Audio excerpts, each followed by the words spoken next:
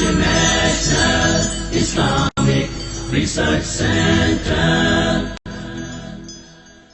साबित शुदा हो, ये इसकी तहकीक ज़रूर कर ले इससे पहले कि आप जब दुआएं करें। अब आइए दुआओं के ताल्लुक से कुछ फजीलतें, कुछ क्लेरिफिकेशंस, कुछ आदाब उसके सिखा देता हूँ, कैसी दुआएं करें और कौन सी औकात में दुआएं जल्दी कबूल होती है, और ख़ास बात दुआएं किसकी कबूल नहीं होती है। पहले इस उन्वान का नाम यही हमने रखा था, दुआएं क्यों कबूल नहीं होती। फिर पहले मैंने कहा बहुत छोटा उन्वान हो जाएगा, ज़रा वसत लाते हैं, दुआ मोमिन का हथियार। तो इंशाल्लाह ये उन्वान आएगा। बहुत से लोग दुआ कबूल नहीं होती, कहाँ से होंगी दुआएं की शरात में तो उतरो, पहले कंडीशन तो लागू करो, ठीक है। तो आइए दुआ की फजीलत क्या है, मैंने कुछ तो बातें रखी और रख देता हूँ। दुआ आप सल्लल्लाहु अलैहि वसल्लम फरमाया इबादत है, जामे तिरमिज़ी की रिवायत। इसी तरह अल्लाह से दुआ मांगने वाला जो है बड़ी अजमत वाला अमल है, अल्लाह से दुआ मांगना अजमत वाला अमल है। तिरमिज़ी की रिवायत है, आप सल्लल्लाहु अलैहि वसल्लम फरमाया कि दुआ से ज़्यादा अजमत वाला कोई अमल अल्लाह के नज़दीक नहीं है। दुआ करना बहुत अजमत वाला अमल है और इससे ज़्यादा अजमत वाला अल्लाह के नज़दीक कोई अमल नहीं। इसी तरह दुआ तकदीर बदल सकती है। आप सल्लल्लाहु अलैहि वसल्लम फरमाया, ये भी जामे तिरमिज़ी की रिवायत, आपने फरमाया अगर कोई चीज़ तकदीर को बदल सकती है तो वो दुआ है। कितनी अफजल चीज़ है ना दुआ, सब कर सकते हैं हम और सबकी कबूल भी होती है, तो दुआ है। इसी तरह दुआ नाजिल शुदा और गैर नाजिल शुदा तमाम आफत और बलाओं का हल है। आप सल्लल्लाहु अलैहि वसल्लम फरमाते हैं, ये जामे तिरमिज़ी की रिवायत आपने फरमाया और कहा जो है दुआ नाजिल शुदा आफात और जो अभी नाजिल नहीं हुई सब के लिए नफ़ा बख्श है। लिहाजा ऐ अल्लाह के बंदो दुआ ज़रूर करो। मतलब जो बलाएं तुम पर नहीं आई और जो बलाएं आई हुई हैं, दोनों को टालने का हल रास्ता क्या है, दुआ करो। ये नहीं कहा कि ऐ उम्मत मुस्लिमा के वलियों तुम दुआ करो, सबसे कहा ना। अगर खास होती दुआ कि अल्लाह गुनाहगार की नहीं सुनता तो कहते नाम कि ऐ उम्मत मुस्लिमा के नेक लोगों तुम दुआ करो, इसलिए कि जो बला उतरी है और जो उतरने वाली है वो इससे टल जाती है। नहीं कहा ना, तुम सब दुआ करो, ठीक है, हम सब से कहा। इसी तरह दुआ करने वाले को अल्लाह कभी महरूम नहीं रखते। दुआ के लिए हाथ उठाना ये मसनून है, सुन्नत तरीक़ा याद रखिए। आप हाथ उठाना चाहिए दुआ के लिए, लेकिन हाथ बहुत लंबे लंबे नहीं फैलाना, सिवाय इसके कि आप सल्लल्लाहु अलैहि वसल्लम उमूमन जब हाथ उठाते तो हाथ नज़दीक होते, मिले हुए होते, हदीस में आता है हाथ मिले हुए होते, ठीक है। और जब आप अशद बहुत शिद्दत होती तो हाथ को दूर नहीं करते, वहाँ पर शिद्दत की दुआ तो हाथ खोलते जाता हो नहीं। जब आप शिद्दत से दुआ करते तो हाथ ऊपर की तरफ जाते। जितनी शिद्दत होती दुआ होती कि बदर में आपने हाथ इतने ऊपर किए थे कि आपके बगल नजर आ रहे थे, और बारिश नमाज इस्तिस्का में आप इतने ऊपर हाथ करते उल्टे करते कि आपका बगल नजर आता। तो दुआ की शिद्दत जितनी ज्यादा होंगी आप हाथ उतने ऊपर उठाएंगे अल्लाह की तरफ, ऊपर की तरफ। ये आजिजी की अलामत है। और जाहिर सी बात है बंदा हाथ उठा रहा है मतलब कुछ मांग रहा है, एक भिखारी की हैसियत से खड़ा है, ठीक है, आजिजी की अलामत है। मैं ये भी नहीं कहूंगा कि हाथ खुले रखने दुआ नीचे गिर जाती, ऐसा नहीं है, ये सब अल्लाह का गायब का मामला है। लेकिन हाथ मिलाना चाहिए और हाथों को आप उसकी शिद्दत के एतबार से कीजिए, और क़िबले रुख होना भी ये सुन्नत है, याद रखें, ठीक है। तो आप सल्लल्लाहु अलैहि वसल्लम फरमाया दुआ के लिए हाथ उठाना मसनून है, और दुआ जब करता है बंदा महरूम। इब्ने माजा की रिवायत आपने फरमाया और कहा तुम्हारा रब बड़ा हया करने वाला है और बड़ा सखी है, बहुत देने वाला है। उसको एक तो शर्म बहुत आती और बहुत सखी है, बहुत देने वाला है। तो लिहाजा जब बंदा उसके हुजूर में हाथ उठाता है तो अल्लाह को शर्म आती है, मैं कैसे नहीं दूंगा इसको, एक बेहद मतलब बहुत हया आती है उसको कि कोई उसके दर पर आए मांगे और वो खाली हाथ छोड़े। तो अल्लाह के रसूल ने जब बंदा हाथ उठाता है तो अल्लाह बड़ा हयादार है, बड़ा सखी देने वाला है, तो उसको शर्म आती है, हया आती है कि उस बंदे ने जिसने हाथ उठाया उसको खाली कैसे जाने दे। तो कुछ ना कुछ जरूर डालता है आपकी झोली में, याद रखिए, या तो चीज के बदले चीज, दुआ के बदले, उसके बदले आखिरत में सवाब, या उसके बदले एक मुसीबत टालता है, इसलिए कि उसको हया आती है आपको लौटाने के अंदर, ठीक है। तो हाथ उठाना बड़ा सुन्नत है और अल्लाह दुआ। इसी तरह जो है दुआ के ताल्लुक से बात आती है, इसके कुछ आदाब है, उन आदाब का भी लिहाज रखें। इन आदाब का हम लिहाज नहीं रखेंगे तो हो सकता है दुआ जो आप कहते हैं कबूल नहीं हो रही है, हमको लग रहा है, उसका हो सकता है। आइए सुनिए दुआ मांगने के लिए जो अदब रखना है, जामे तिरमिज़ी की रिवायत है। एक शख्स आया, 2 रकत नमाज पढ़ी, नमाज के बाद उसने दुआ की, अल्लाह मेरी मग़फ़िरत कर, मुझ पर रहम कर, और उसके बाद चला गया। आपने कहा इसकी कबूल नहीं हुई। सहाबा ने कहा उसकी कबूल नहीं क्यों? तो आपने फरमाया जब दुआ करो तो सबसे पहले अल्लाह की हम्दो सना करो, तारीफ बड़ाई बयान कीजिए अल्लाह की, सूरह फातिहा है, सूरह इखलास है, अल्लाह की हम्दो सना। उसके बाद मुझ पर दरूद भेजो और उसके बाद अपनी हाजत रखो। तो दूसरे साहबी ने सुन लिया, फौरन गए, नमाज पढ़ी, उसके बाद अलहम्द सना की और रसूलुल्लाह सल्लल्लाहु अलैहि वसल्लम पे दरूद भेजा, और उसके बाद जो है अपनी दुआ के अल्लाह के रसूल ने फरमाया इसकी कबूल हुई। ये अदब है दुआ का, याद रखिए। इनको जरूरी नहीं कि आप जल्दी में हो, मुसीबत में हो तो आप सीधे पुकारे अल्लाह को, लेकिन जब आप इत्मीनान से दुआ कर रहे हैं तो जरूर इस अदब का लिहाज रखिए कि पहले अल्लाह की हम्द सना, نبی اکرم صلی اللہ علیہ وسلم پر درود، اپنی حاجت اس کے بعد رکھیے، اور اس کے اندر بالخصوص اپنی مغفرت کے ساتھ شروع کیجیے، اللہ میری مغفرت، اس کے بعد میرے فلاں اعمال اور فلاں اعمال اور فلاں اعمال. ٹھیک. اسی طرح دعا جامع ہو، کم الفاظ والی ہو، اور دو ٹوک ہو، ڈائریکٹ ٹو پوائنٹ ہو. جامع سمجھتے آپ؟ کم الفاظ والی. آپ صلی اللہ علیہ وسلم لمبے لمبے الفاظ پسند نہیں کی دعا میں، خوب لمبے لمبے اشعار پڑھ رہے، یہ پڑھنا ہے. جامع ہو. جیسا کہ ایک شخص جو ہے وہ دعا کر رہے تھے اور کہتے اللہ مجھے جنت دے، جنت کے سیدھے ہاتھ پہ اتنے درخت دے، جنت کے الٹے ہاتھ پہ اتنے درخت دے، جنت کی کھیت. تو ان کے والد نے کہا، آپ صلی اللہ علیہ وسلم نے ہمیں منع کیا تھا ایسی دعاؤں کے تعلق سے، ایسی تفصیلی.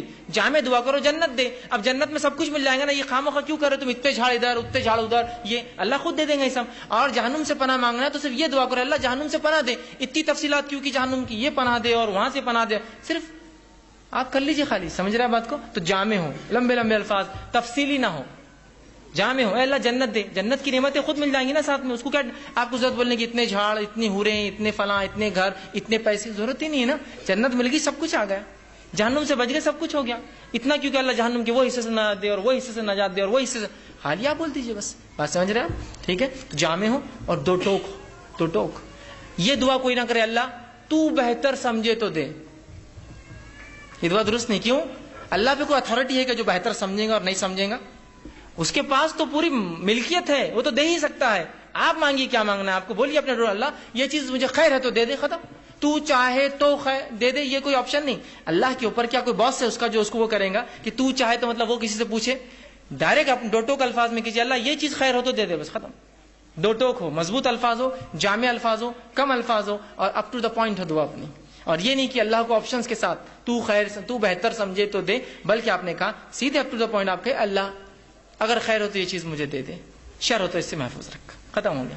دو ٹوک الفاظ میں کہے، یہ نہ کہے صحیح بخاری کی روایت یہ نہ کہے کہ جو اللہ تو چاہے تو، بلکہ اللہ کے اوپر کوئی بڑا نہیں، اس کا حاکم نہیں ہے کوئی، وہ خود سنتا ہے، لہٰذا دو ٹوک الفاظ میں دعا کرو. اسی طرح دعا مانگتے ہوئے دعا کی قبولیت کا آپ کو یقین رکھنا ہوگا دل میں. جب آپ شخص سے دعا کریں گے نا، ہوتی نہیں ہوتی چلو کر لیں گے، لیکن آپ دعا نہیں ہوتی قبول آپ کی، اب نہیں ہوتی، چونکہ آپ ایسی بارگاہ میں جا رہے ہیں جو اتنا غنی ہے، جو کسی کو لوٹاتا نہیں ہے، اور وہاں جاتے وقت فقیر یہ سوچے کہ ملے گا نہیں ملے گا، چلو مانگ لیتے ہیں، پھر نہیں ملتا.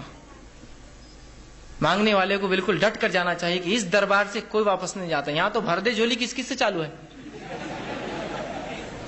اور وہ نہیں بھرے گا، ہے نا. لوٹ کر جاؤں گا نا میں خالی، میں الفاظ نہیں دہرانا چاہتا ہوں، ہے نا، اس لیے کہ وہ الفاظ درست نہیں، شرکی الفاظ ہے، کسی نبی اور ولی سے مانگ نہیں سکتے ہم. تو جب وہ لوٹا سکتے جھولی بھر کر، تو رب کس کو کیسے وہ کریں گے، وہ تو دینے ہی والا ہے. تو آپ یقین کریں کہ دعا قبول ہونے والی میری، وہ 3 شکلوں میں، وہ یاد رکھیں ہمیشہ. اور پھر دو ٹوک الفاظ میں کیجیے، یقین کے ساتھ کیجیے اللہ قبول کریں گا. اور دعا پوری توجہ اور یکسوئی سے کیجیے.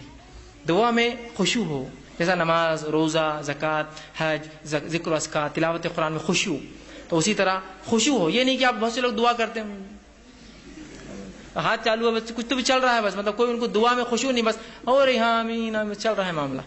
خشوع کے ساتھ، عاجزی، انکساری کے ساتھ، یکسوئی کے ساتھ. یہ جامع ترمذی کی روایت ہے، آپ نے فرمایا اللہ تعالیٰ سے قبولیت کے مکمل یقین کے ساتھ دعا کرو، اور یاد رکھو اللہ تعالیٰ غافل اور بے دھیان دل کی دعا نہیں سنتا اور قبول نہیں کرتا. غافل بے دھیان دل بس کر رہے اللہ بس میرے والدین کو فلاں کر دے، نہیں غافل ہے آپ، ادھر دیکھ رہے ادھر دیکھ رہے، یہ کام کیسا چل رہا، وہ کیسا ہو رہا، مسجد میں کیا کیا ہو رہا، گھر میں کیا کیا ہو رہا ہے نا، تو پھر دعا قبول نہیں ہوتی، یاد رکھیے.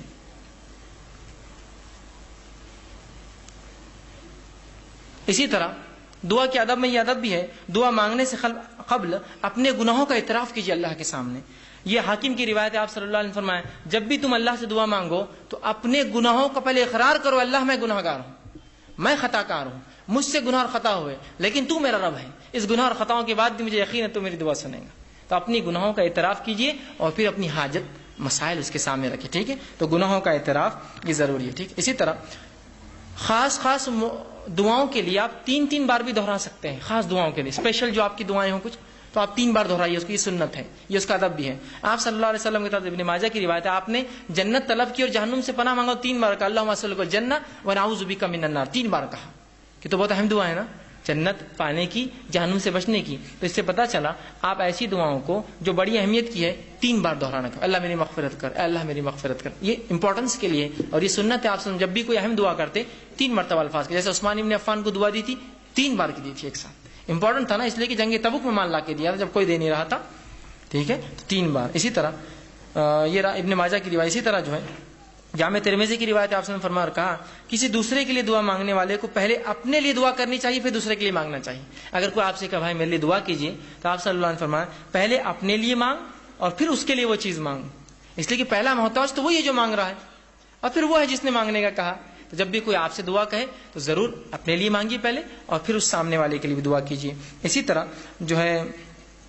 جو یہ ابو داؤد کی روایت آپ صلی اللہ علیہ وسلم فرمایا کہ دعا جو ہے جامع ٹھوس الفاظ لیکن زیادہ معنی والوں سے دعا مانگنی چاہیے، مطلب تھوڑے ہو، ٹھوس ہو، مضبوط ہو اور زیادہ اس کا معنی اس کے ساتھ کرنا چاہیے. اسی طرح ہاتھ اٹھائے بغیر بھی دعا کرنا جائز ہے، لیکن ہاتھ اٹھانا سنت اور ادب ہے. ہاتھ اٹھائے بغیر بھی کر سکتے ہیں، جیسے کہ آپ صلی اللہ علیہ وسلم نے نماز کے اندر تشہد کے اندر دعائیں کی، اس میں ہاتھ تھوڑی اٹھا سکتا آدمی نماز کے تشہد میں، نماز کی مختلف ارکان میں، تو بغیر ہاتھ اٹھائے کے تو بغیر ہاتھ اٹھائے کے بھی کر سکتے ہیں، ہاتھ اٹھا کے بھی کر سکتے ہیں. اسی طرح جو ہے دعا سننے والے کے لیے آخر میں آمین کہنا چاہیے. جو دعا سنے، جب کوئی دعا کرے آپ سن رہے تو آمین کہنا چاہیے، اس لیے کہ آمین کہنا یہ جو ہے اے اللہ قبول کر کے معنی میں ہے. صحیح مسلم کی روایت ہے آپ نے فرمایا جب بندہ اللہ سے دعا کرتا ہے تو فرشتے آمین کہتے ہیں، اس کے لیے وہ دعا کر کے آمین کہتے ہیں. تو پتہ چلا فرشتے دعا پر آمین کہتے ہیں، مطلب ہم لوگ بھی جب دعا کوئی کرے تو آمین کہنا چاہیے اس کے اوپر، لیکن دعا گناہ کی نہ ہو اور خطے تعلق کی نہ ہو. یہ دو دعاؤں پہ نہیں کہنا چاہیے، چونکہ یہ دونوں دعائیں مانگنا غلط بھی، اللہ قبول بھی نہیں کرتا کہ گناہ کی کوئی دعا یا خطے تعلق. جیسا کوئی دعا کرا اللہ لڑکی کو لیکن بھاگنا آسان کر دے، بہت سے لوگ کرتے ہیں نا ایسی دعائیں، ہوتے ہیں نا ایسی دعائیں. تو بہرحال نوجوان اس لیے بول رہا ہوں تو یہ دعائیں نہیں قبول ہوتی کہ تو گناہ کی ہے نا. آپ ایسی دعا اللہ سے کرتے ہیں اللہ میرے کو شراب کی نعمت عطا فرما، ہے نا، میرے لیے جوا چرس گانجا یہ سب آسان کر، میرے کلب کو جو سٹے کا ہے اس کو خوب چلا، ہے نا، لوگوں کو خوب بیمار کر تاکہ میرے دواخانے میں آئے. گناہ کی ہے نا بھائی، بیمار لوگ ہوتے رہیں گے، دواخانے آتے رہیں گے، الگ چیز ہے، آپ دعا نہیں کر سکتے، اس کی گناہ ہے نا. ایک غلط چیز کی دعا کر رہے ہیں آپ، سمجھ رہے. جیسا پنکچر کسی نے دکاندار تو آپ کیا دعا کریں اللہ خوب پنکچر ہو گاڑیاں شہر میں میرے پاس آئے. پنکچر تو فطری چیزیں ہوں گی، آپ دعا نہیں، آپ یہ کریں گے اللہ میرے رزق میں برکت دے. اب وہ کیسی ہوں گی وہ ایک الگ چیز ہے. آپ بات سمجھ رہے، یہ دعا ہونی چاہیے، تو گناہ کی دعا نہیں ہونی چاہیے. اسی طرح معمولی سے معمولی چیز بھی اللہ سے مانگنا چاہیے. معمولی بہت معمولی چیز ہے اللہ سے مانگے. ہم لوگ سمجھتے نہیں بڑے مسئلوں میں اللہ کو لانا چاہیے، معمولی مسئلے میں نہ کو کہ اللہ کو جو خام خواہ لانے کا نہیں. ہر مسئلے میں اپنے رب سے تعلق جوڑیے اپنا. اور معمولی دعا بھی آپ صلی اللہ علیہ وسلم سنیے کیا فرمایا، جامع ترمذی کی روایت ہے، انس بن مالک رضی اللہ عنہ فرماتے آپ نے فرمایا اور کہا تم میں سے ہر ایک اپنی ضرورت اللہ سے مانگے، حتیٰ کہ جوتے کا تسمہ لیس بھی ٹوٹ جائے تو اللہ سے مانگے اللہ نہیں لیس چاہیے. اور اگر نمک کی کمی ہو تو اللہ سے مانگے اللہ نمک چاہیے مجھے. اس کے بعد کوشش، میں نے پہلے بیان کر دیا، کوشش کے ساتھ یہ سب چیزیں جڑی ہوئی ہیں کہ تسمہ لینے جائے، کوشش کرے مال کما کے خریدے، نمک کے لیے باہر نکلے مانگے یا پھر خریدنے جائے، کوشش کے ساتھ، لیکن دعا پہلے. کوئی مشکل کوئی مصیبت، اگر کسی نے کیا ارے گاڑی پنکچر ہو گیا اللہ میری مدد کرے اس معاملے میں، گاڑی پنکچر ہو گئی میری، کوئی بھی چھوٹی سے چھوٹی لیس تو کتنی چھوٹی چیز ہے نا، کوئی بھی مصیبت ہو اللہ سے فوراً دعا، اس کے بعد کوشش اپنی جاری رکھیں. اسی طرح دعا کرتے وقت اپنا رخ قبلے طرف رکھنا یہ بھی سنت ہے. آپ صلی اللہ علیہ وسلم نے جنگ بدر کا جو میں نے واقعہ رکھا تھا آپ قبلے رخ ہوئے، یہ مسلم کی روایت ہے. اور دعا کی جس کے الفاظ صحیح مسلم کی روایت کے یوں ہیں، عمر ابن خطاب کہتے ہیں جنگ بدر میں رسول اکرم صلی اللہ علیہ وسلم نے مشرکین مکہ پر ایک نظر ڈالی ان پہ جب کھڑے ہو گئے تھے آمنے سامنے، تو وہ 1000 کی تعداد تھی، جبکہ آپ صلی اللہ علیہ وسلم کی صحابہ کی تعداد 319 تھی. پھر فرمایا رسول اللہ صلی اللہ علیہ وسلم نے قبلے رخ طرف کیا اور اپنے ہاتھ اللہ کے حضور پھیلائے اور پکار کر دعا کرنے لگی، پکار کر دعا کیا آپ نے. ٹھیک ہے، تو یہ دعا کی ادب تھے.